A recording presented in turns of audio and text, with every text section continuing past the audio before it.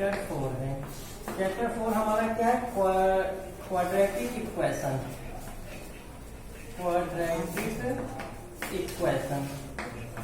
Quadratic equation है। तो quadratic equation में सबसे पहले ये पता करते हैं क्वाड्रेटिक है क्या। क्या है क्वाड्रेटिक?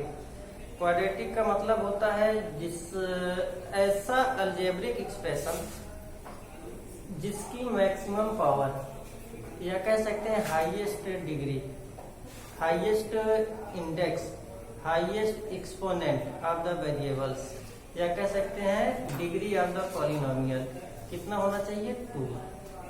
मैक्सिमम मतलब जो भी पॉलिनोमियल दिया गया था। सबसे पहले ये देखिए, जब पॉलिनोमियल पढ़ाया जा रहा था, पॉलिनोमियल ये सेकंड चैप्टर है पॉलिनोमियल, तो उसमें जो है टाइप्स ऑफ पॉलिनोमियल बताए गए थे। Types of polynomial on the basis of terms and on the basis of degree.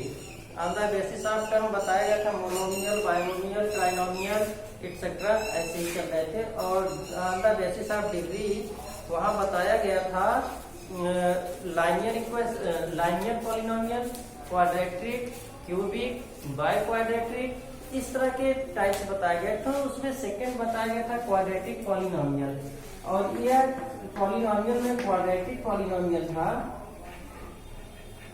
और इस क्वाड्रेटिक पॉलिनोमियल में क्या था? इसमें ये इसका जो स्टैंडर्ड फॉर्म बताया पॉलिनोमियल, क्वाड्रेटिक पॉलिनोमियल, इसका स्टैंडर्ड फॉर्म बताया गया था ax² + bx + c। ये हमारा क्या है? क्वाड्रेटिक पॉलिनोमियल है, because the maximum power of the variables of ax² + bx + c is 2, means degree of the polynomial is 2. Hence it is a quadratic polynomial where ax² + bx + c is the standard form of the quadratic polynomial, where a b and c belongs to R, means real number।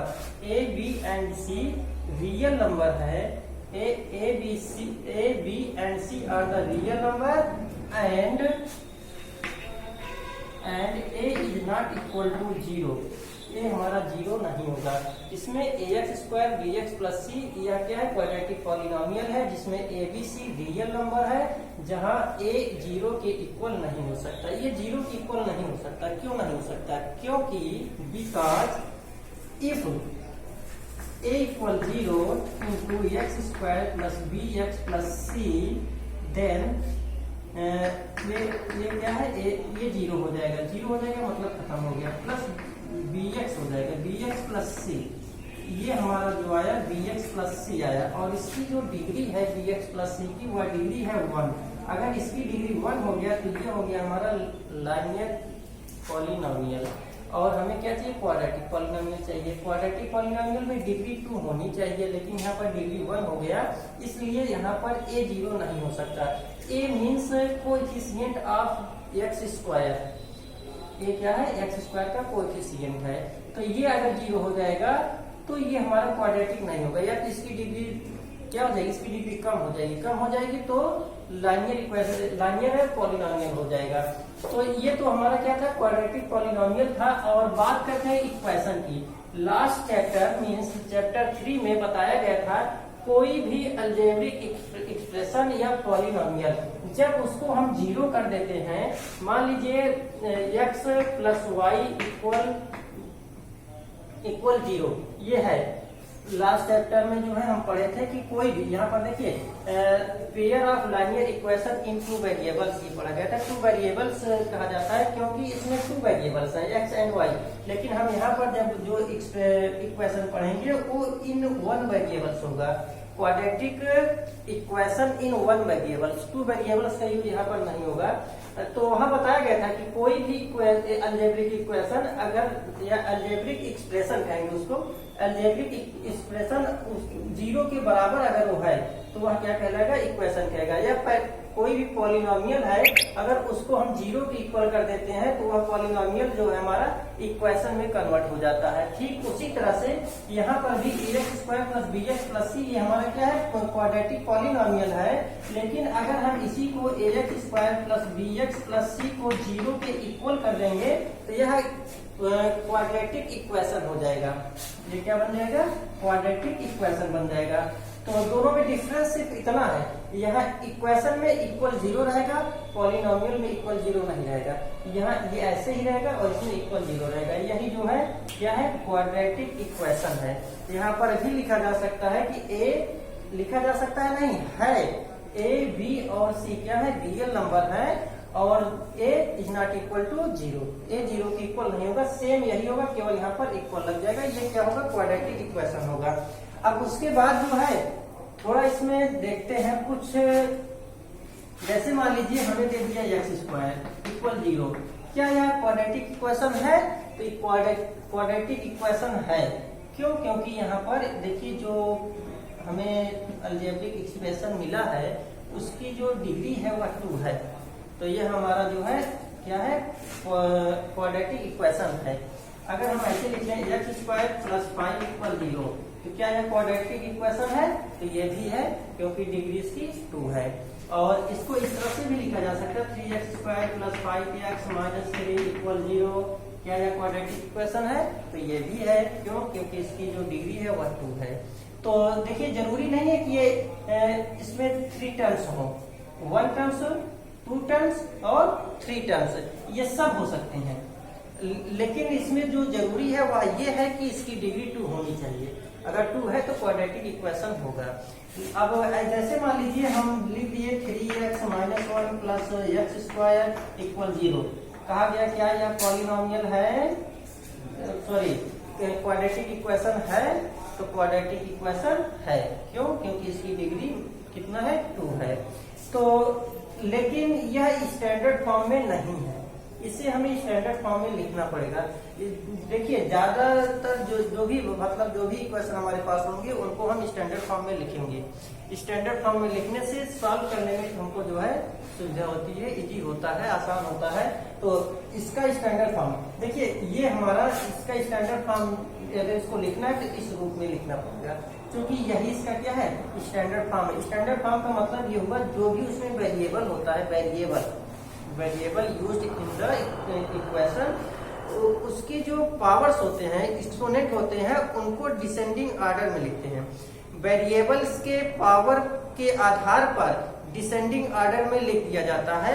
यहाँ पर देखो x की power 2 है, x की power 1 है और यहाँ पर x की पावर 0 है। तो जो है ये 2, 1 और 0, तो ये क्या है, डिसेंडिंग ऑर्डर में है। डिसेंडिंग ऑर्डर में लिख दिएगा तो ये स्टैंडर्ड फॉर्म है। तो देखिए किसी भी एक्सप्रेशन को हम अलजेब्रिक एक्सप्रेशन, पॉलिनोमियल या इक्वेशन, उसका स्टैंडर्ड फॉर्म लिखना चाहते हैं तो उसका स्टैंडर्ड फॉर्म जो है उसमें यूज्ड वेरिएबल जो होता है उस वेरिएबल के एक्सपोनेंट को या तो असेंडिंग ऑर्डर में लिख दें या तो डिसेंडिंग ऑर्डर में लिख दें। ज्यादातर हम डिसेंडिंग ऑर्डर में ही लिखते हैं, तो इसे डिसेंडिंग ऑर्डर में लिख दिया जाएगा। लेकिन वह डिसेंडिंग ऑर्डर जो बनेगा उसकी जो एक्सपोनेंट होता है उसको बनेगा, ये नहीं, यहाँ नहीं देखेंगे कहाँ, ये 3x है, यहाँ 5x है, यहाँ 3 है, तो पहले 5 आ जाएगा, फिर 3 आएगा, फिर लास्ट में ये 3 आएगा। ऐसा नहीं, ये जो कोएफिशिएंट होता है, वेरिएबल का कोएफिशिएंट कुछ भी हो सकता है, स्मॉलर ग्रेटर स्मॉलर कुछ भी आगे पीछे हो सकता है, but the exponent of the variables must be in descending order. जैसे इसको हमें लिखना है तो यहाँ पर क्या करेंगे, पहले इन सब में देखिए तो मैक्सिमम पावर इसका क्या है, 2 है, तो x² को पहले लिखेंगे विथ द साइन के साथ लिखा जाएगा। अगर यहाँ माइनस है तो यहाँ माइनस लिखना पड़ेगा, x²। इसके बाद ये +3x है तो +3x होगा, ये -1 है, -1 = 0। ये हमारा किसमें है, स्टैंडर्ड फॉर्म में है, x² + 3x - 1 = 0। अब ये स्टैंडर्ड फॉर्म में हो गया। अब यहाँ पर देखिए ये 2, यहाँ 1, यहाँ 0। कैसे 0, देखिए अगर मान लीजिए हम x² प्लस 3x माइनस 1 और इंटू इसको हम क्या लिखते हैं x की पावर 0 इक्वल 0। ये जो है यही है। क्यों? क्योंकि किसी भी नंबर का कोई भी नंबर है अगर उसकी पावर 0 लिख रहे हैं तो उसकी वैल्यू क्या होता है 1 होता है। x की पावर 0 इक्वल 1 बताया गया था कि a की power 0 equal 1 next last year ये बताया गया होगा। तो यहाँ पर x की पावर 0 लिखेंगे तो 1 होगा, तो 1 इंटू 1 इक्वल 1, तो 1 आ जाएगा, तो ये हो जाएगा x square plus 3x minus 1 equal 0। तो ये जो था ये था पॉलिनॉमियल था। इससे स्टैंडर्ड फॉर्म में कैसे लिखें, पॉलिनॉमियल क्या होता है, कैसे पहचानेंगे, देखते ही पहचान लें कि पॉलिनॉमियल है या नहीं। अब उसके बाद इसमें से एक एग्जाम्पल लेते हैं और उसमें देखते हैं, चेक करते हैं कि क्या यह पॉलिनॉमियल है या नहीं है। तो सॉरी पॉलिनॉमियल नहीं, क्वाड्रेटिक इक्वेशन है या नहीं है। Check whether the following equations are quadratic equation और नॉट। ये हमें इसमें ये चेक करना है, जो भी नीचे दिएगा check whether the following are quadratic equations. तो सबसे पहले एक ही फर्स्ट जो है देख लेते हैं फर्स्ट, उसके बाद एक और बताया जाएगा x माइनस 1 का whole square is equal to 2 into X minus 3। ये दिया गया है, हमको चेक करना है वेदर इट्स क्वाड्रेटिक इक्वेशन और नॉट। तो इसे सॉल्व करते हैं थोड़ा। हम लास्ट ईयर या जो फैक्टर पढ़ रहे थे, फैक्टर में जो है बताया गया था कुछ अलजेब्रिक आइडेंटिटीज। उस अलजेब्रिक आइडेंटिटीज में एक था a प्लस बी का होल स्क्वायर। ये बहुत दिनों से पढ़ते चलो, कई ईयर्स से, 6, 7, 8 में भी मिल गया होगा, 9th 10th में भी, और आगे भी इसका यूज होता रहेगा। तो क्या होगा, तो वहां पर a यहाँ क्योंकि माइनस है, a प्लस बी का whole square, a minus B का whole square, a plus B का whole cube, a minus B का whole cube, a square minus b square, a cube plus B cube, a cube minus b cube. इस तरह के जो है identity थे और उनका हम प्रयोग किए थे। तो उसी में से किसी एक का यूज हम आज करेंगे। जैसे x माइनस 1 का होल स्क्वायर है तो यहाँ पर क्या हो जाएगा, ये इसको लिख सकते हैं a माइनस बी का होल स्क्वायर, और ये क्या होता है हमारा a square minus 2ab plus B square. इसका प्रयोग हम जो है यहाँ पर करने वाले हैं। We are about to use the identity a minus B का whole square equal a square minus 2ab plus B square. ये क्या होगा, a square minus 2 into a into B plus B square equal to का multiply करते हैं 2x minus 2 3 या 6, x square minus 2x plus 1 minus 2x plus 6 equal 0। क्या करेगा, 2x minus 6 को ट्रांसपोज कर दिए। जब ट्रांसपोज करेंगे तो इसके साइन चेंज होते हैं। जैसे प्लस 2x है तो इसको चेंज करेंगे माइनस में होगा, माइनस अगर है तो ट्रांसपोज कर देंगे तो कन्वर्ट हो जाएगा प्लस में। और अगर मल्टीप्लाई किया गया है तो जब उसको हम क्या करते हैं, ट्रांसपोज करते हैं, तो अगर साइड जाके वह क्या करता है, डिवाइड करता है। अगर डिवाइड किया गया तो जाकर मल्टीप्लाई हो जाएगा, प्रोडक्ट फाइंड आउट करेगा उस समय। तो यहाँ पर ये तो हमारा एक्स स्क्वायर हो जाएगा माइनस 2 माइनस 2 माइनस 2 माइनस 2, क्या होगा माइनस 4x। ये क्या हो जाएगा प्लस 7 इज इक्वल टू 0। तो X square minus 4x plus 7 equal 0 होगा। तो इस तरह से जो है यहाँ पर देखिए, यह हमारा x square minus 4x plus 7 equal 0 जो है, यह हमारा ax square plus bx plus c equal 0 के फॉर्म का है। ax square minus 4x plus 7 is in the form of ax square plus bx plus c equal 0, therefore it is a quadratic equation. इसलिए क्या है, quadratic equation है। तो यहाँ पर आगे लिखा जाएगा क्या, x square minus 4x plus 7 is in the form of ax square plus bx plus c equal 0। यहाँ पर इक्वल 0 लगा देंगे। देयरफॉर इट्स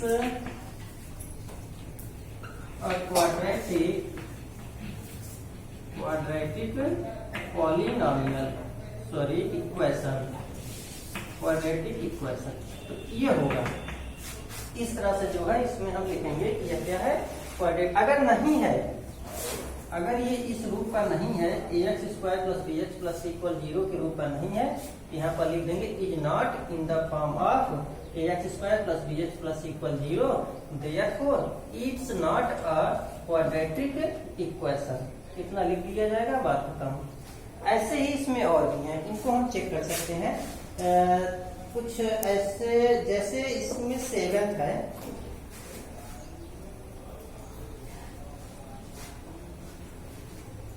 7 को देख लेते हैं, बाकी जो है कर लीजिएगा, कर सकते हो, बहुत समझदार। तो x प्लस 2 का होल क्यूब,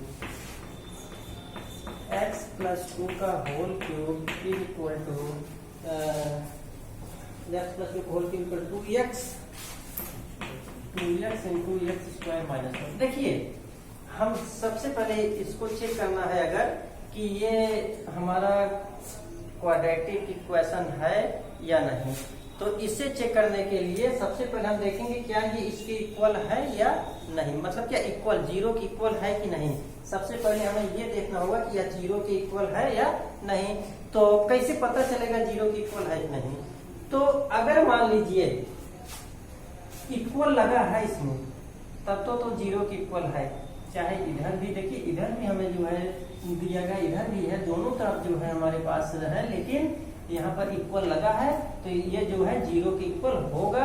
ट्रांसपोज करके हम उसको 0 कर लेंगे, यहाँ पर ये क्लियर हो सकता है। लेकिन अगर ये इक्वल नहीं दिया गया, हमको सीधे ऐसे ही दे दिया x प्लस 2 का होल क्यूब, तो फिर यह 0 के इक्वल नहीं है। अगर इक्वल दिया है तो 0 के इक्वल होगा, ये निश्चित है। तो और यहाँ पर देखिए x प्लस 2 का होल क्यूब है, x प्लस 2 का होल क्यूब है, तो क्या किया जाएगा, तो हम इसमें a प्लस बी का होल क्यूब यूज कर सकते हैं। We can use a plus B whole cube, a plus B का होल क्यूब यूज किया जाएगा। और वहां पर a प्लस बी का होल क्यूब क्या होता है, a प्लस बी का होल क्यूब इक्वल होता है a cube plus B cube plus 3a square B plus 3ab square. ये हमारी आइडेंटिटी है, इसका यूज हम यहाँ पर करेंगे। वैसे देखने के बाद जो है कभी कभी क्या होता है, ऐसे देखे थे इसका पावर 3 है, तो यहाँ पर तो क्यूब आ जाएगा, क्यूब आ जाएगा तो फिर ये हमारा क्वाड्रेटिक नहीं होगा। डायरेक्टली कहते हैं it's not a quadratic equation, तो उस जगह पर गलत हो जाता है।